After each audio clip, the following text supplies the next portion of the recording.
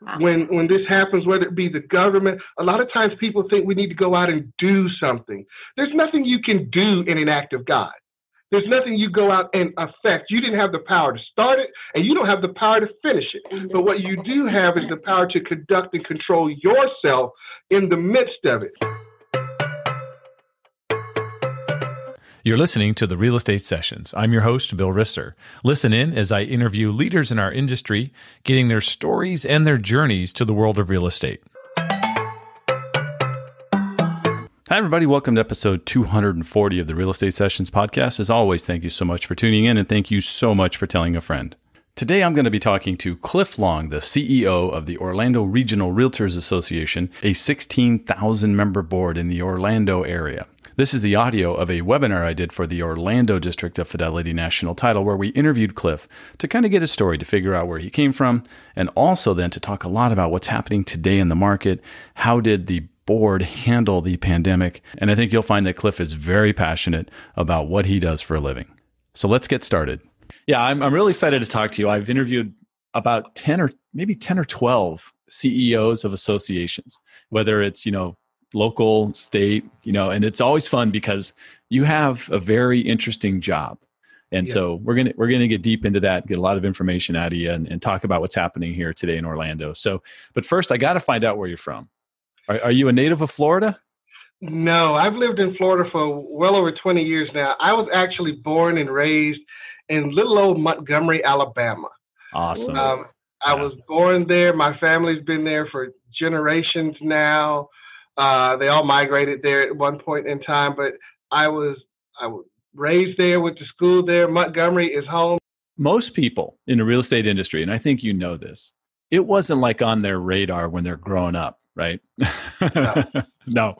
So I want to know, 15-year-old Cliff, what were you thinking? What were you going to do? 15-year-old Cliff was a very good athlete. He was a very good student. And he was thinking that he would probably be a doctor or play professional sports. I was really good at football and baseball. And so those were my part-time things. And at that time of life, my mother was trying to make sure I was well-rounded, so she wouldn't let me play football unless I took piano lessons. So I was... don't tell it. I know this is broadcasted, but I was forced to take piano lessons and ballet.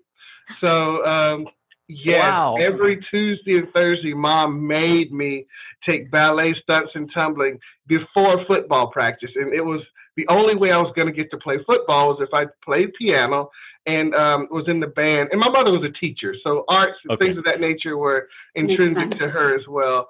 So I was dreaming of being a doctor one day and also playing professional football. Didn't have a care in the world and certainly didn't know anything about a realtor. Can we just pause here for a minute, Bill? Yeah. Like all I can picture is Cliff as a ballerina. Well, I want to know this. Get it out of my mind.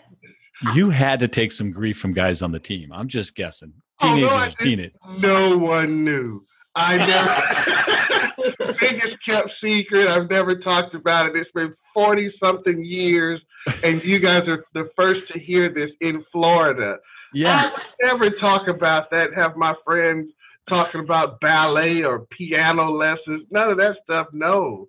We will definitely take that, and it might turn into a meme, Cliff. I'm just thinking we could have some fun. No, we'll be nice. We'll be okay. You got it. Every so often, I will shock somebody. You'll walk into a room and there's a piano there. It's a high-class event. People are drinking wine and hors d'oeuvres are being served, and I'll walk over to the piano and play something and shock the world. But I don't do it often because when I get more than 30 seconds into the song, I've forgotten the rest.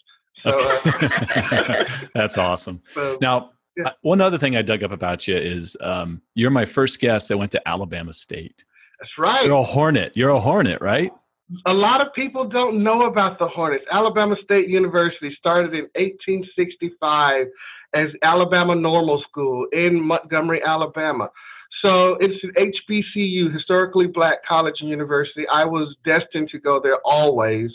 My mother went there, my sister went there, my dad went there, my 6 aunts went there. My grandmother went there before it was Alabama State, when it was just the normal school. I'm a legacy student. Wow. So I was literally on campus at the Early Childhood Center or pre-K when I was 4, 5, 6 years old. So and my aunt at the time was the principal of the pre-K on campus at the college. So there's never ever been any doubt. I was accepted to a lot of universities.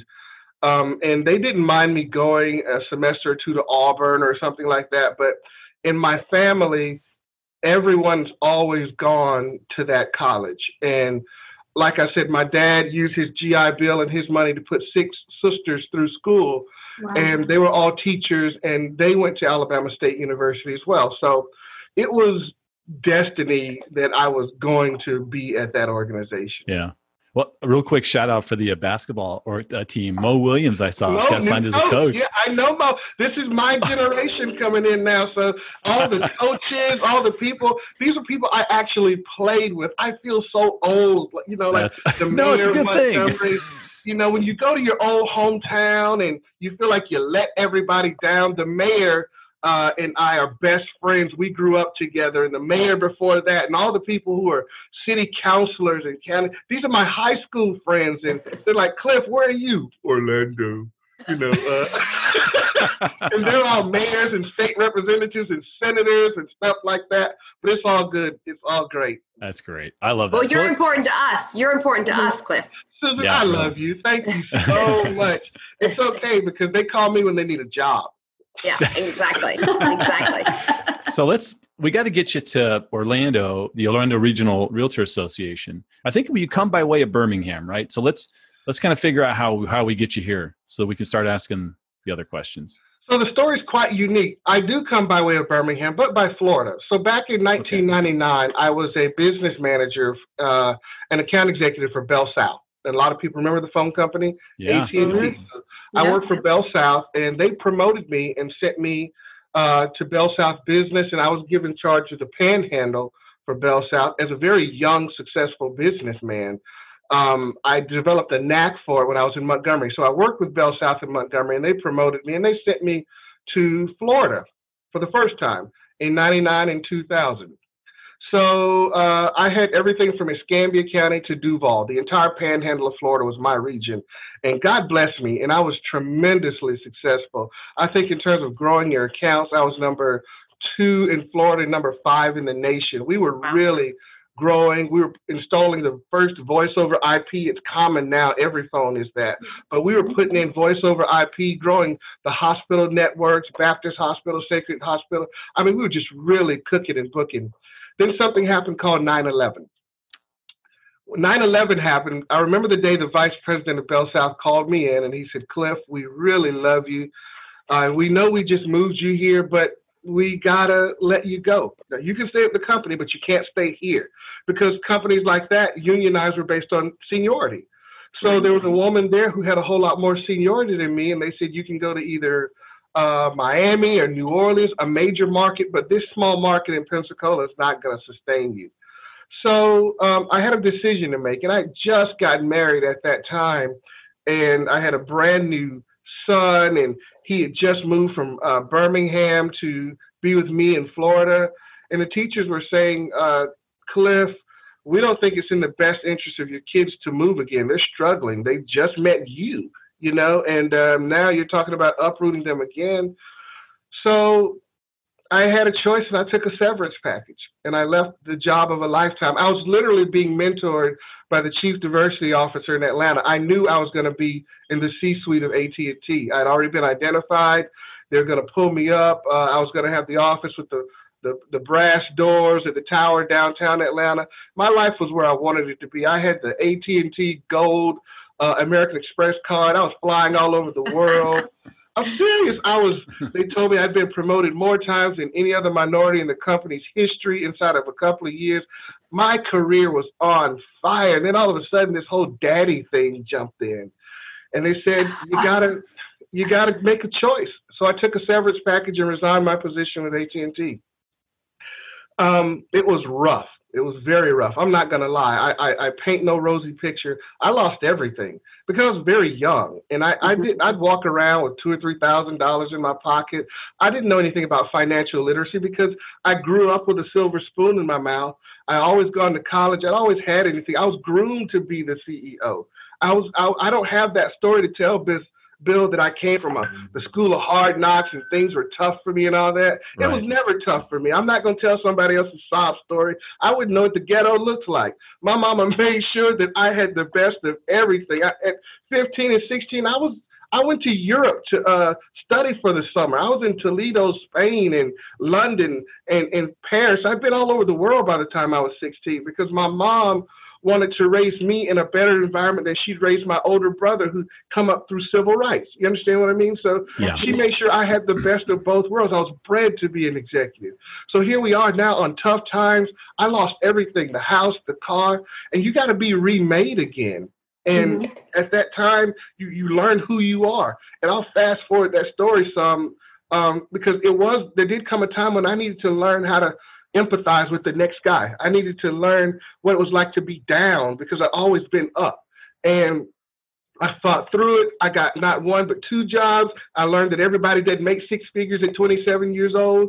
And I worked my butt off. I got myself an insurance license. And when I got the insurance license, I started selling life insurance like they just invented it. I was so thankful for my second chance. I was knocking on doors, going to people's houses, anything to feed my family because I had lost it all and they trusted me.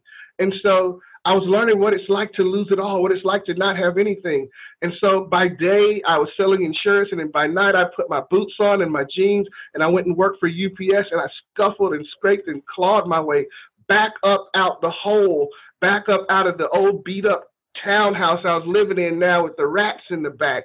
And I started volunteering at church. And when I started volunteering, I decided, hey, I'm going to give my life to God again. I want to have some substance. And I started volunteering. When I volunteered, my pastor at the time said, Brother Cliff, you've got all this energy and business acumen. We want to start a CDC, a Community Development Corporation, and we want to do affordable housing and community redevelopment. And so I was like, okay, I don't know anything about affordable housing or campaigns or politics, but I'll do whatever you want me to do. And so I did it. And all of a sudden, one day, Jeb Bush was hiring. And the qualifications that Jeb Bush was looking for, I'm dating us now, back in 06, 07. Well, you're dating you, not us. You're dating, this is your story, not ours. I'm the youngest one here, so. All right, Melody, all right. Well, the governor was looking for a spokesperson, and the qualifications that he was looking for was someone that knew insurance and housing. Man, I was number 80 of 80 people interviewed, and I showed up 2 hours late for the interview. And so I'm sitting there in the lobby, and there's the director of the Department of Financial Services, who at that time worked for Tom Gallagher, if y'all remember CFO Gallagher. And they're sitting there, and they're laughing at me. They got me out in the lobby. They're like, look at this jerk who showed up 2 hours late, and he thinks that we're going to hire him. But I had got everything screwed up between Central and Eastern time. Remember, Pensacola, I was just off. It was an innocent mistake. So I'm sitting there in the lobby, but while I'm there, in any state organization, they got all their brochures on the wall, everything. And so for 2 hours, I'm sitting there and I read everything that they have on insurance and fire and state fire marshal and everything. So just to satisfy, they said, come on in, let's give this guy an interview. Now, remember, I'm number 80. They said, they didn't even give me a real interview, Bill. They said, give us a speech on insurance. What'd you do that for? My minor was public speaking, and I had just read everything on the wall for 2 hours. I told them more about the state of Florida and its services than they knew. I had it all memorized. They hired me on the spot after being late. I go, the next thing I know, I'm meeting the governor, I'm meeting the CFO, they're falling in love, and I'm running the Department of Financial Services. And just imagine in your mind how a movie plays out. Today, I'm speaking on behalf of CFO Tom Gallagher. Today, I'm speaking on behalf of CFO Alex Sink. Today, I'm speaking on behalf of CFO Jeff Atwater. Today, I'm speaking on behalf of Governor Bush. Today, I'm speaking on behalf of Governor Scott. And because I stayed out of politics, my life is just rolling on, until one day I get a phone call from one of the former leaders of the state saying, Cliff, what are you doing? And I said, I'm still sitting here. And she said, the gig is up. It's time for you to leave the Florida Department of Financial Services. And I said, I like it here, but I was always a tremendously loyal person. And I'll leave names out because these people are very prominent lobbyists and people you will know. And so she said, she was my mentor. She said, I said, well, where am I going? She said, you're going to the Realtors. And I said, I am? She said, yeah. And she said, I want you to send your resume to this person. You're way overqualified. You're running a state office. They're looking for a government affairs director. And so I said, well, okay.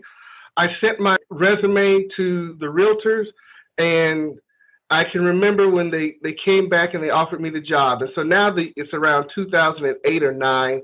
It's a dark room. I'm sitting in Tallahassee, and I'm cutting this story off. I'm sitting in Tallahassee. And I don't know if you guys remember Alex Sink. She's a former deputy CFO. CFO Sink's awarding me the State Productivity, Davis Productivity Award. And I look at her and I say, CFO Sink? She said, yes, Cliff. And I said, in the politics is getting ready to start playing in my life.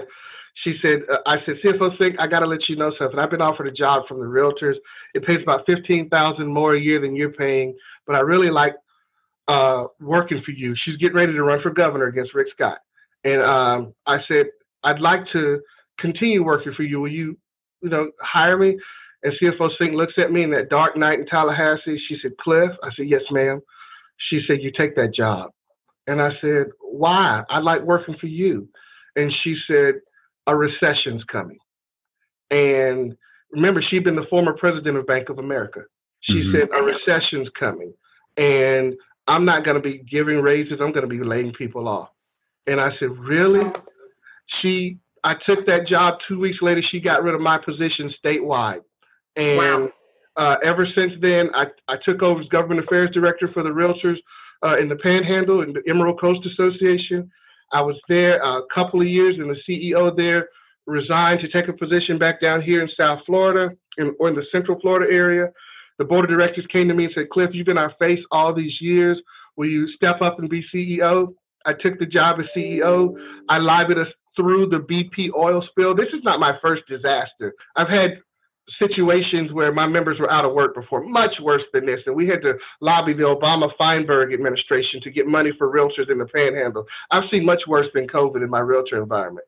So we lobbied the realtors through the Panhandle. They gave me a contract, but then I got this wild hair up my butt that my mama needs me and I need to go back to Alabama. And the Birmingham Association was looking for a new CEO. So I applied for the job, and they gave it to me. And I was in Birmingham for 5 years. And then, let me tell you, you just realize you ain't from Alabama no more. Things You'd seen Florida, huh? You'd seen Florida. I saw Florida. Politics. I've been in lobbying and government affairs. You can take the most right-wing, staunch Republican here in Florida. They can be against everything, and you put them in Alabama, they call that a liberal. You just realize, because when you grow up in it, you don't realize it. But once I was there, I was like, whoa, I love my people, but we got some stuff going on around here. And I started missing the sand and the sea and the water. Remember, I've been at the beach for 15 years, literally. And I was like, I ain't going to sit here and fight these battles. I'm going back to Orlando, Florida specific. And so when Orlando's CEO decided she was going to retire, I had to have the job. And that's my career in a nutshell. Lord teaching me lessons and regrowing and learning who I am. And that's it. That's a great story, Cliff. Yeah, you Absolutely. And I, we'll have a conversation next time I get to travel over to Orlando from St. Pete. I'd like to sit down with you a little bit. Yeah, that'd be great. So let's talk about what's happening today, because you mentioned you've managed through crisis before, and that's a huge advantage for you. So let's talk about maybe like early March. It's becoming apparent to all of us. I mean, Susan had to take some drastic actions with staffing, as far as were we working from home or were we working, in the office? What did the association have to do at that time to get ready for all of this? So we were able to see this happening and coming. The Association of Realtors is not just confined to Orlando. We have a lot of global business that we do, and we started to see things happening globally. You start to see your markets dry up, and you start to hear, I've got Chinese realtors. I've got people here that are members from all over the world, and the people in my ear aren't just Floridians. They're telling me what's going on. And so what we did was we began to tell our people to just stay calm, first of all. I remember when this started hitting, and the leaders were coming to me, Cliff, what do we do? What do we do? And because I'd already had the hindsight of what happened years ago when the market crashed in the Panhandle because of the oil spill, I was able to say to the leaders, just relax. The current will take you where you need to go. Wow. When this happens, whether it be the government, a lot of times people think we need to go out and do something.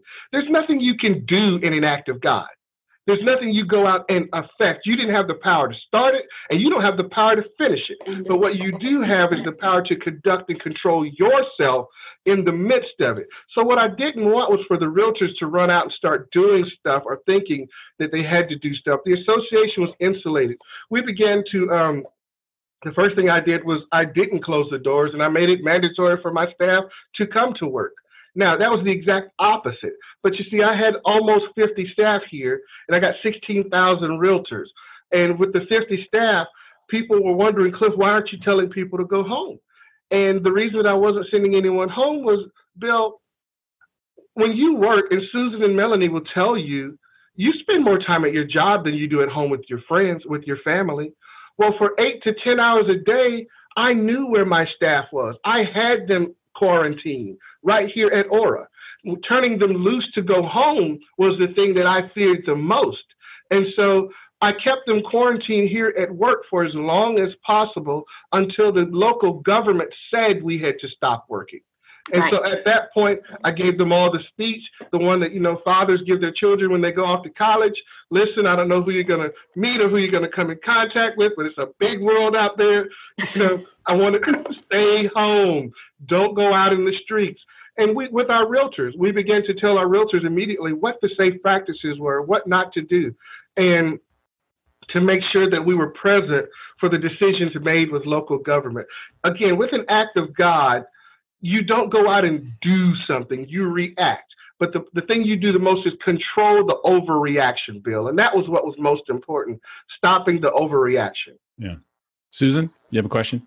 I have a statement. Apparently, Cliff has a hard stop at 10 o'clock. We have 3 minutes, so make good use of them, Bill. Hold on. I'm the boss. I'm just telling you that Christine just sent me a text, and it said hard stop. Stop it. I'm just getting rolling, Christine. I'm just getting going. So awesome. Just a few more minutes. But that's what we did. We literally, we reverse quarantine. Everyone in, and let's sit tight for a while. Love that. So let's talk about today. What do you feel like we're at today, right? It feels like, the state's opening. I think I can tell you, and Susan can tell you, Melanie can tell you that we've been doing business. And actually, I think better than we all thought back in early March, right, Susan? Mm-hmm. And so I think the realtors are feeling the same thing, that those that are working hard and are staying connected are having success today. Right. So what are you saying to your members? So let's talk about why they're being successful. Okay. If you picked up your telephone right now, and I think I did this with Susan in the past, and I told you to punch in airfare. If you put in your app or your app store, then you punched in airfare, the first thing that's going to come up is Travelocity, Expedia, cheap tickets, Priceline. That's what's going to come up. The aggregators. What won't come up first is Delta. What won't come up first is United or American, because the aggregators have gotten into that space. The airline industry went digital a long time ago. And so you don't even think twice these days if you use Travelocity or Expedia, to book your flight. So consider this. When you pick up that phone today and you type in real estate, well, the first thing that comes up is Zillow. The first thing that comes up is Trulia. The first thing that comes up is, used to be Purple Bricks, no longer, but Open Door, OfferPad. But what doesn't come up first is Coldwell Banker. What doesn't come up first is ERA. What doesn't come up first is Remax, because the aggregators are in that spot. The world had already migrated to an iBuyer platform. The digital platform was here. And my greatest fear was that my members were still in the old days. They were still back there trying to do things the old way. So in many ways, what COVID did, it forced my members into the digital age, the age that they were resisting, the age where the iBuyer was taking over the platform and realtors in terms of value were being replaced. Now they've been forced into the space that I wish they had been in 3, 4, 5 years ago. There's always the light at the end of the tunnel and the good thing that the acts of God will do for you. You never waste an act of God.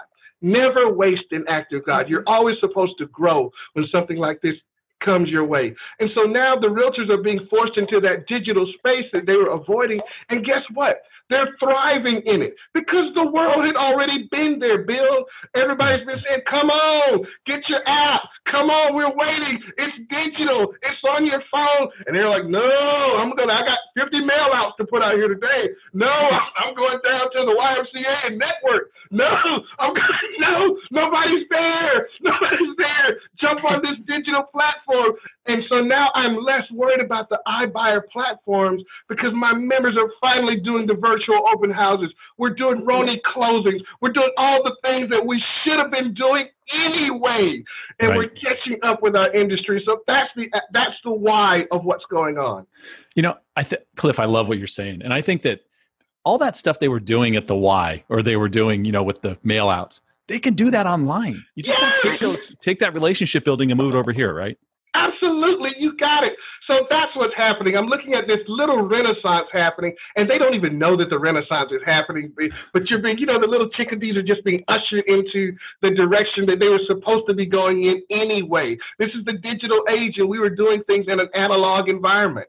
And so I'm very pleased. I'm not pleased about COVID, not at all. But I'm pleased at the growth that it's pushing our members into. Melanie, I know you understand. You see it happening. So I hope that helps some. Absolutely. Yeah. I think the quote of the day here is never waste an act of God. Absolutely. Never waste an act. Hurricane, tornado, they're just there to make us stronger, to bring us there. You know what? All the memes are joking about the divorces. Last night when I sat there and I looked at my kids actually talking to each other and the families that are coming together and spending time with each other, we're being blessed at the same time, y'all. Is your glass half empty or is it half full? How do you choose to see it? And my glass is half full, and I see nothing but beautiful things happening as a result of this. People got sick, but now we're aware. We're pulling together as a community, and the realtor community is pulling together as well. You've got your finger on the pulse of what's happening in the Orlando region market. Mm-hmm. What does it look like over the last month or so, couple months, and is there a way to project going forward? You cannot project because this is uncharted territory. Right. So you can only project. Economists use the past to give a prediction of the future. So when an economist tells you that we're going to rebound and we're going to be here or there, they're not doing that because it's of some wizardry or witchcraft. They've gone back 10 years, looked at the numbers, and now they're making predictions. There's no COVID to predict from, so I can't say what tomorrow will be. I can tell you that we did experience the dip in our sales, but April, the median home price is up significantly. The median price of an Orlando home sold in April was $263,000. That's a 12% increase over last year. The average list to sell percentage in April is up 41% compared to 32%. Sales are up. April marks the first month that shows a decrease in sales. And so this is the first month it's ever hit us. We sold 2,300 homes. And last year, I think we sold, that's about a 28% difference. But the showings, the listings, I'm the guy that I'm looking at lockboxes. So one of the things that I was doing, a little predictive analytics so that I could tell where the virus was going to be moving within the realtor atmosphere.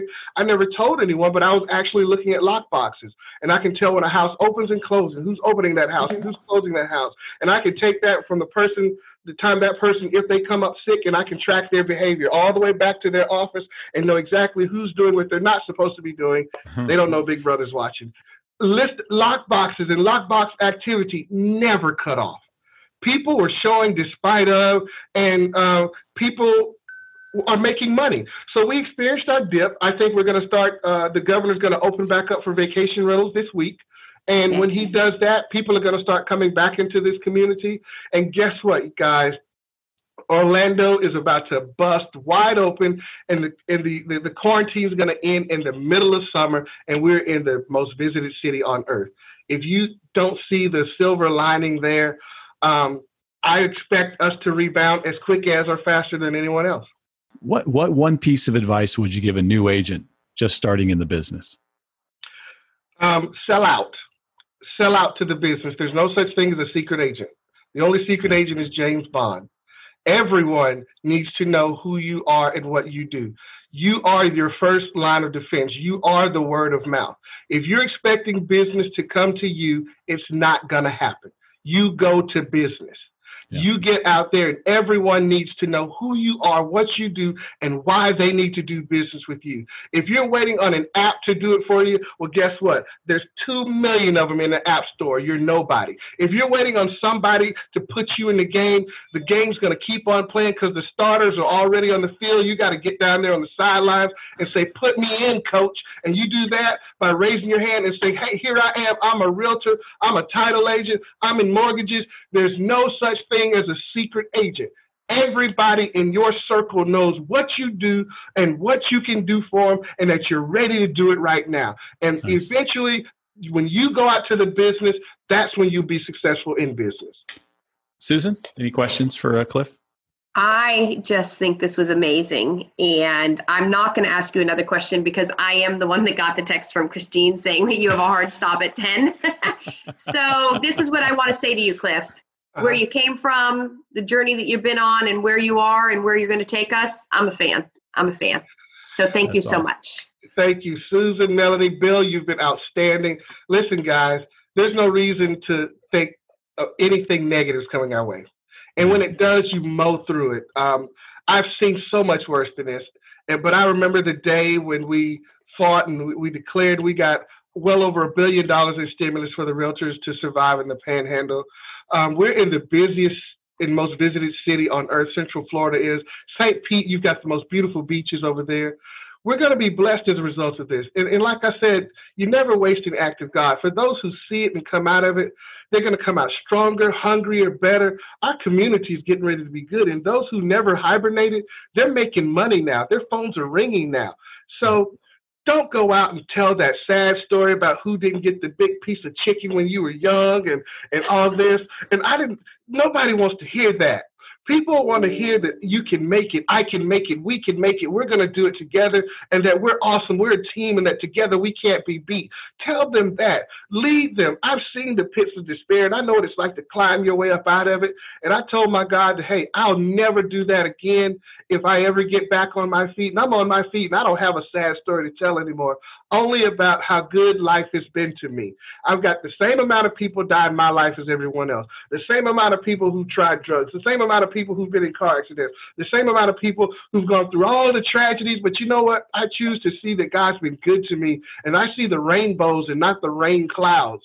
So I want you guys to tell them rainbows, not rain clouds. Life is good. And if you ever need me or want me to come back on this show again, I am yours. Cliff, how do people get in touch with you? Reach out to me. I'm Cliff L at OrlandoRealtors.org. Cliff L at OrlandoRealtors.org, or you just call Susan. She knows my number. I'll see you at ballet class later. No, you won't. No, you won't. Don't you ever tell anybody else about that. Thank you for listening to the Real Estate Sessions podcast. To leave a review or rating, go to ratethispodcast.com/RE sessions. You can also subscribe to the podcast at your favorite podcast listening app. Finally, you can go to therealestatesessions.com and subscribe to our email newsletter and be notified whenever a new episode is released.